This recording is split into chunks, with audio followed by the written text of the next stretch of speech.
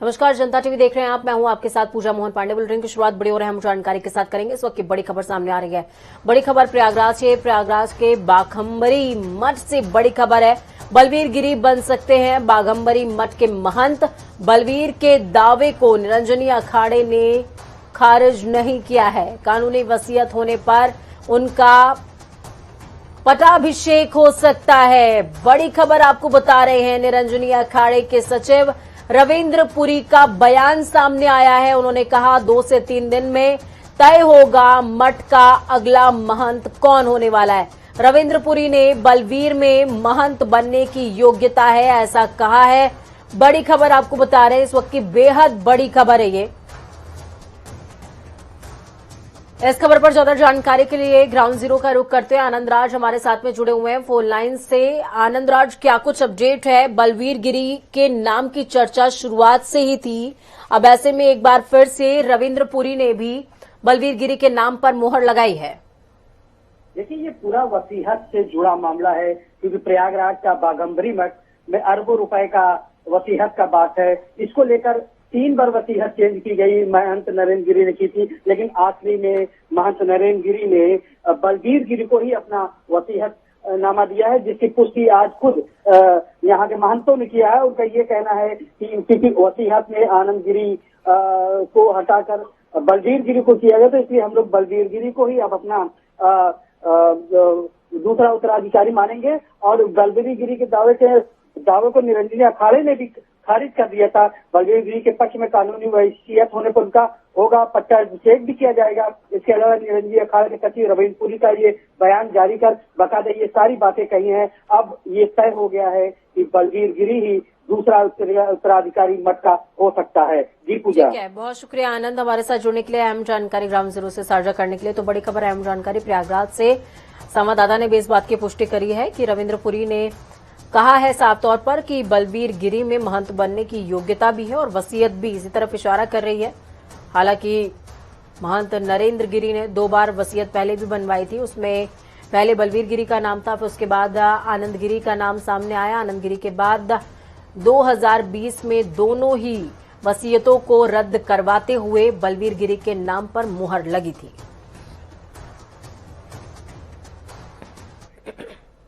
खबरों में आगे बढ़ते हुए ताबड़तोड़ अंदाज में खबरों का रुख करेंगे। पंडित दीनदयाल के जन्मोत्सव के अवसर पर विश्वविद्यालय स्थित दीनदयाल की प्रतिमा पर सीएम योगी ने माल्यार्पण किया, जिसके बाद पीपीगंज के ग्राम भरोहिया ब्लॉक से गरीब कल्याण मेले का शुभारंभ हुआ है। मुख्यमंत्री योगी अपने गृह जनपद के 3 दिवसीय दौरे पर तीसरे दिन आज गोरखनाथ मंदिर पहुंचे, जहां वो यात्री निवास में जनता दर्शन कार्यक्रम में उपस्थित हुए और अनेक जनपदों से आए सैकड़ों फरियादियों की फरियाद सुनी है। मौसम खराब होने की वजह से सीएम योगी का गोंडा का दौरा रद्द हो गया। आपको बता दें, मुख्यमंत्री योगी आदित्यनाथ का गोंडा में गरीब कल्याण दिवस के कार्यक्रम के अवसर पर कार्यक्रम में शामिल होने का प्रोग्राम था। एआईएमआईएम के राष्ट्रीय अध्यक्ष असदुद्दीन ओवैसी प्रयागराज जाएंगे, जहां वो करीबन 2 से ढाई घंटे बिताने वाले। ओवैसी प्रयागराज अटाला क्षेत्र के मजीदिया इस्लामिक इंटर कॉलेज के ग्राउंड में एक सभा को संबोधित करने वाले हैं। अध्यक्ष अखिलेश यादव ने भाजपा पर जातीय जनगणना को लेकर निशाना साधा है। उन्होंने लिखा कि भाजपा सरकार ने लंबे समय से चली आ रही ओबीसी समाज की गणना की मांग को ठुकराकर साबित कर दिया कि वो अन्य पिछड़ा वर्ग को गिनना नहीं चाहती है, क्योंकि वो ओबीसी की जनसंख्या के अनुपात में उनका हक नहीं देना चाहती। बीजेपी मुख्यालय में 3 दिनों तक सत्ता में वापसी की तैयारियों पर मैराथन मंथन चला। केंद्रीय मंत्री और यूपी के चुनाव प्रभारी धर्मेंद्र प्रधान इस मंथन के निष्कर्षों के साथ दिल्ली लौटे हैं और वो मिशन 2022 को लेकर पार्टी नेतृत्व के सामने इस रोड मैप को साझा करेंगे। इससे पहले उन्होंने पार्टी के राज्य मुख्यालय में बंद कमरे में घंटों पार्टी के प्रदेश नेतृत्व के साथ में बैठक करी। उन्होंने पार्टी के आगामी अभियानों, बूथ प्रबंधन, सामाजिक समीकरण, प्रचार अभियान, प्रधानमंत्री सहित अन्य केंद्रीय नेताओं के कार्यक्रमों सहित चुनाव से जुड़े कई अहम विषयों पर विस्तार से चर्चा की है। मिशन 2022 के लिए बीजेपी ने चुनाव और संगठन प्रभारियों की पूरी टीम उतार दी। इसमें धर्मेंद्र प्रधान सहित 8 वरिष्ठ नेताओं को टीम का चुनाव प्रबंधन सौंपा गया है, जबकि राष्ट्रीय उपाध्यक्ष राधा मोहन सिंह के नेतृत्व वाली 7 सदस्यीय टीम संगठन का मोर्चा संभाले हुए है। बसपा से निष्कासित राम अचल राजभर और लालजी वर्मा ने लखनऊ में सपा अध्यक्ष अखिलेश यादव से मुलाकात करी। बसपा के कद्दावर नेता रहे लालजी वर्मा और राम अचल की मुलाकात के बेहद महत्वपूर्ण इनको माना जा रहा है। दोनों नेताओं से मुलाकात की तस्वीर खुद सपा प्रमुख अखिलेश यादव ने ट्वीट करी है। हालांकि ट्वीट में उन्होंने केवल इतना ही लिखा कि लालजी वर्मा और राम अचल राजभर से शिष्टाचार भेंट, लेकिन इससे शिष्टाचार भेंट से कहीं ज्यादा बताया जा रहा है। दोनों नेताओं के जल्द समाजवादी पार्टी में शामिल होने की बात कही जा रही है। अगर ऐसा होता है तो सपा की ताकत में इजाफा होगा।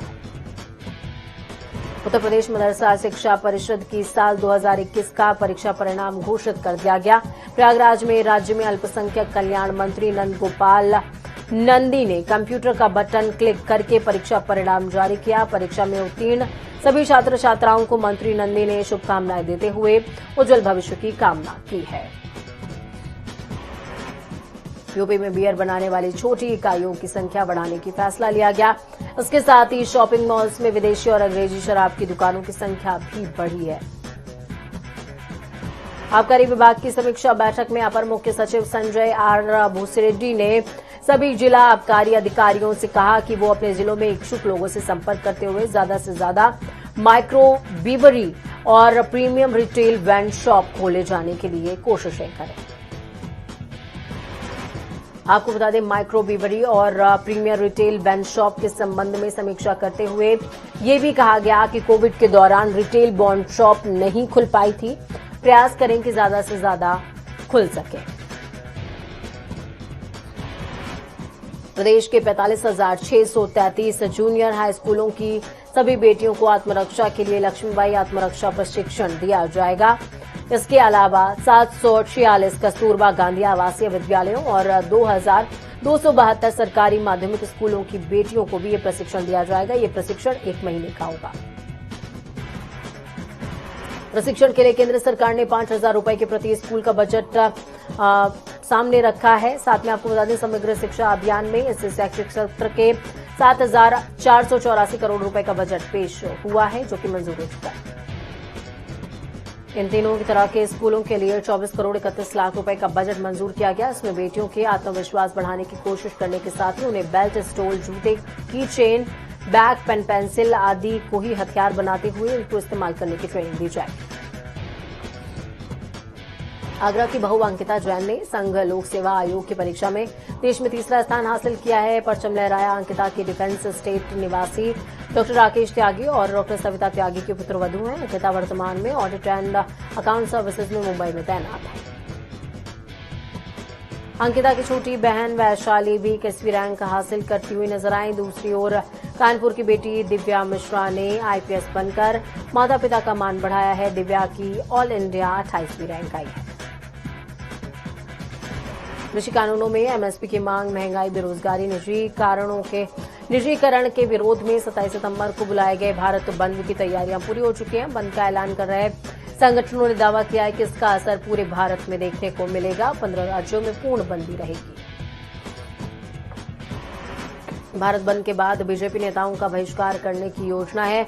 यूपी समेत पंजाब, उत्तराखंड और कई राज्यों में बीजेपी के खिलाफ ये संगठन मोर्चा खोलेंगे। अखिल भारतीय किसान सभा के राष्ट्रीय महासचिव अतुल कुमार ने बताया, 15 राज्यों में बंद की पूरी तैयारी पुख्ता हो चुकी है। तहसील से लेकर जिला, राज्य स्तर तक किसान, ट्रेड यूनियनों और नौजवानों और सभी जन संगठनों की बैठक संपन्न हो चुकी है। दक्षिण भारत के तमिलनाडु, पुडुचेरी, केरल, आंध्र प्रदेश, मणिपुर में पूर्णबंदी की पूरी संभावना है।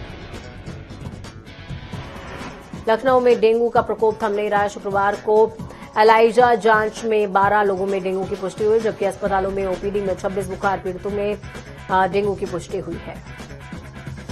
44 घरों में डेंगू मच्छर के लार्वा मिले। बलरामपुर अस्पताल की तरफ से कार्ड जांच में पॉजिटिव 12 मरीजों के नमूने स्वास्थ्य विभाग की स्टेट लैब में भेज दिए गए। सिविल हॉस्पिटल की ओपीडी में कार्ड जांच में 1 मरीज में डेंगू की पुष्टि हुई। इमरजेंसी ओपीडी में 4 मरीज पॉजिटिव आए हैं।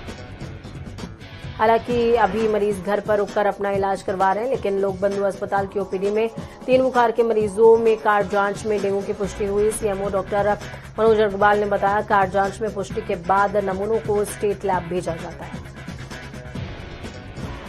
सर्वोच्च न्यायालय की ओर से रामलला के अभिन्न मित्र घोषित त्रिलोकीनाथ पांडे का कल आकस्मिक निधन हो गया। उनकी उम्र करीबन 75 वर्ष थी। वो बीमार चल रहे थे। उन्होंने डॉक्टर राम मनोहर लोहिया हॉस्पिटल में अंतिम सांस ली है। राम जन्मभूमि ट्रस्ट में महासचिव चंपत राय ने बताया, बलिया में जन्मे त्रिलोकनाथ पांडे बाल्यावस्था से ही राष्ट्रीय स्वयंसेवक संघ के संपर्क में थे। रायबरेली के बछरावा कोतवाली क्षेत्र के बिशनपुर गांव में आकाशीय बिजली गिरने से गाय की मौत हो गई, तो वहीं कई घरों में विद्युत उपकरण मोबाइल चार्जर भी ब्लास्ट हो गए। बरेली के इज्जत नगर थाना क्षेत्र में स्कूटी ओवरटेक करने पर युवतियों और संघ कार्यकर्ताओं में विवाद पेश आया, तो संघ कार्यकर्ताओं ने नारेबाजी करनी शुरू कर दी, जिसके बाद पंचायत युवतियों से माफी मांगकर समझौता करते हुए मामले को शांत कराया। ललितपुर के सदर कोतवाली क्षेत्र में अज्ञात दबंगों ने दुकान में घुसकर स्टाफ के साथ गाली गलौज करते हुए लाठी डंडों से मारपीट करी, जिसके बाद फिर दुकानदार ने थाने जाकर दबंगों के खिलाफ केस दर्ज कराया और पुलिस से कार्रवाई करने की मांग की है। मथुरा में वित्त मंत्रालय की सीजीएसटी टीम ने टोटी कारोबारी सुरेकेश बंसल और हेमंत बंसल के घर छापेमार कार्रवाई को अंजाम दिया। बताया जा रहा है कि वाणिज्य कर अधिकारियों की ये कार्रवाई कर चोरी की शिकायत पर हुई जांच के बाद की जा रही है। मथुरा के नौझील थाना क्षेत्र के परसोली गांव में एक महिला ने अपने बेटे को रस्सी से बांधकर बेरहमी से पीटने का वीडियो सोशल मीडिया पर वायरल हो रहा है। आगरा के डौकी थाना क्षेत्र में अनियंत्रित कार ने बाइक सवारों को रौंद दिया, जिससे एक बाइक सवार गंभीर तौर पर घायल हो गया। सूचना मिलते ही मौके पर पहुंची पुलिस ने घायल को इलाज के लिए अस्पताल में भर्ती कराया। फतेहपुर के असौथर थाना क्षेत्र में पुलिस की मौजूदगी में बार बालाओं का डांस होता नजर आया और कोरोना काल में कोरोना गाइडलाइन की खुलेआम धज्जियां भी उड़ती रही। वहीं सैकड़ों की तादाद में बार बालाओं का डांस देखने ग्रामीणों की भीड़ उमड़ पड़ी, जिसके बाद डांस का वीडियो सोशल मीडिया पर वायरल हो रहा है। श्रावस्ती के बिनगा कोतवाली क्षेत्र के केवनिया गांव में 25 साल का युवक नहाते समय नाले में डूब गया। वहीं अंधेरा होने के चलते युवक की खोजबीन नहीं हो सकी है, जिसके बाद पीड़ित परिजनों की सूचना पर एनडीआरएफ टीम सुबह होते ही खोजबीन में जुट गई। फिरोजाबाद में एसएसपी अशोक कुमार शुक्ला ने वाहनों को चेकिंग अभियान चलाया। इस दौरान एक सीबीआई लिखी कार को रोककर पूछताछ की गई और कार का चालान काटा गया, तो वहीं पूछताछ में पता चला कि कार का कर्मचारी सेंट्रल बैंक ऑफ इंडिया का था। आजमगढ़ में पुरानी जेल के कूड़े का पहाड़ अब ट्रांसफर होकर मुबारकपुर डंपिंग स्थल पहुंच गया है। सड़क सही नहीं है, बिजली दुरुस्त नहीं है और जल जमाव की समस्या के चलते कूड़े की भी समस्या आ गई है, जिस कारण सड़क पर चलना मुश्किल हो गया है। अमेठी में सड़क सुरक्षा सप्ताह का शुभारंभ हुआ। अपर पुलिस अधीक्षक विनोद कुमार पांडे ने हरी झंडी दिखाकर सड़क सुरक्षा वैन को रवाना किया। ये वैन सभी बाजारों, गली मोहल्ले और गांव में घूम घूम कर सड़क सुरक्षा के संबंध में आम जनमानस को जागरूक करेगी।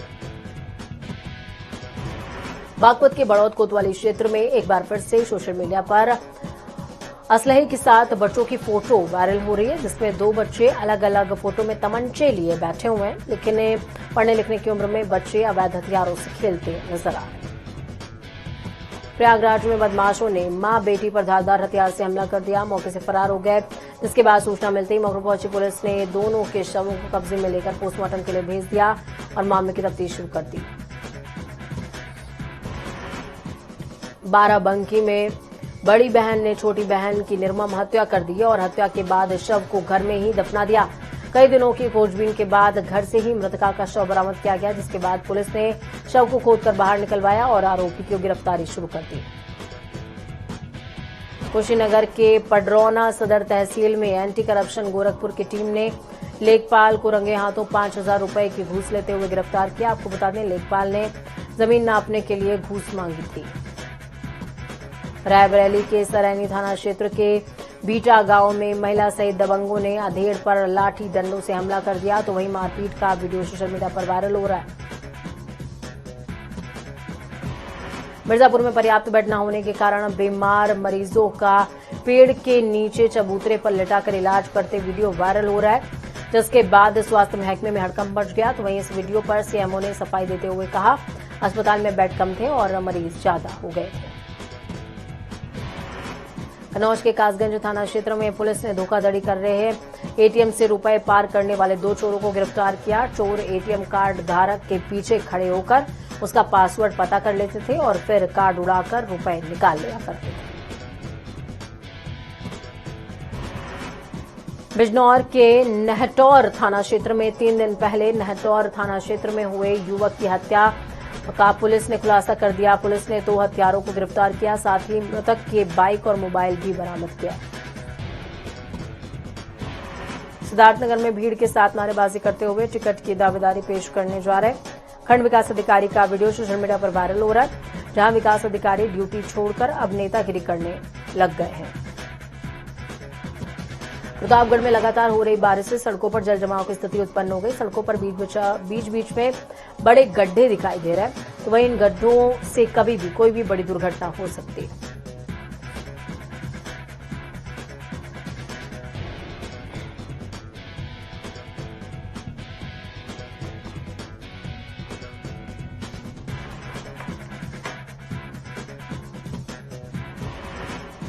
मुख्यमंत्री पुष्कर सिंह धामी के सुबह सुबह कैबिनेट मंत्री यशपाल आर्य के आवास पहुंचने से अटकलों का बाजार गर्म हो गया। लंबे समय से राजनीतिक गलियारों में इस तरह की चर्चाएं थी कि मंत्री यशपाल आर्य खुश नहीं है, तो वहीं पुष्कर सिंह धामी के बिना किसी तय कार्यक्रम के आर्य के आवास पर आना भी इन्हीं चर्चाओं को जोड़कर देखा जा रहा है। तो वहीं कैबिनेट मंत्री के आवास पर नाश्ते की टेबल पर कई तरह की बातें होने की बात भी सामने आई है, लेकिन बाहर मीडिया के सामने दोनों ही नेताओं ने किसी भी तरह की नाराजगी होने की बात को सिरे से खारिज कर दिया। मुख्यमंत्री पुष्कर सिंह धामी ने डीजीपी उत्तराखंड और सभी डीएम एसएसपी को एक स्पेशल जांच करने के आदेश दिए हैं। मुख्यमंत्री पुष्कर सिंह धामी का साफ तौर पर कहना है कि संज्ञान में आया है कि प्रदेश के कुछ विशेष क्षेत्रों में जनसंख्या में अत्यधिक वृद्धि होने से जनांकीय परिवर्तन देखने को मिल सकता है, जिसका कुप्रभाव कतिपय समुदाय के लोगों का उन क्षेत्रों से पलायन के तौर पर सामने आने लगा है। इस संबंध में चिंता जताते हुए डीजीपी सभी जिला अधिकारियों और एसएसपी को इस समस्या के निदान के लिए कुछ एहतियाती कदम उठाने के निर्देश देते नजर आए कि प्रत्येक जिले में जनपद स्तरीय एक समिति गठित की जाए जो समस्या के निदान के लिए अपने सुझाव देगी। कांग्रेस पार्टी के प्रदेश अध्यक्ष ने मुख्यमंत्री पुष्कर सिंह धामी पर निशाना साधा। गिरीश गोंदियाल का कहना है कि भ्रष्टाचार करने वालों के खिलाफ मुख्यमंत्री पुष्कर सिंह धामी कुछ नहीं कर रहे हैं। इशारों में उच्च शिक्षा मंत्री धन सिंह रावत पर भी गिरीश गोंदियाल ने निशाना साधा है। उनका साफ तौर पर कहना है कि उत्तराखंड मुक्त विश्वविद्यालय में 56 भर्तियां हुई हैं, आखिरकार उस भ्रष्टाचार के मामले में सरकार कोई कार्रवाई क्यों नहीं करती है। आम आदमी पार्टी के वरिष्ठ नेता अजय कोठियाल आज से प्रदेश में रोजगार गारंटी यात्रा शुरू कर रहे हैं। ये यात्रा उत्तराखंड के सभी 17 विधानसभाओं का रुख करेगी। इसका उद्देश्य अरविंद केजरीवाल की रोजगार गारंटी योजना को घर घर तक पहुंचाना है।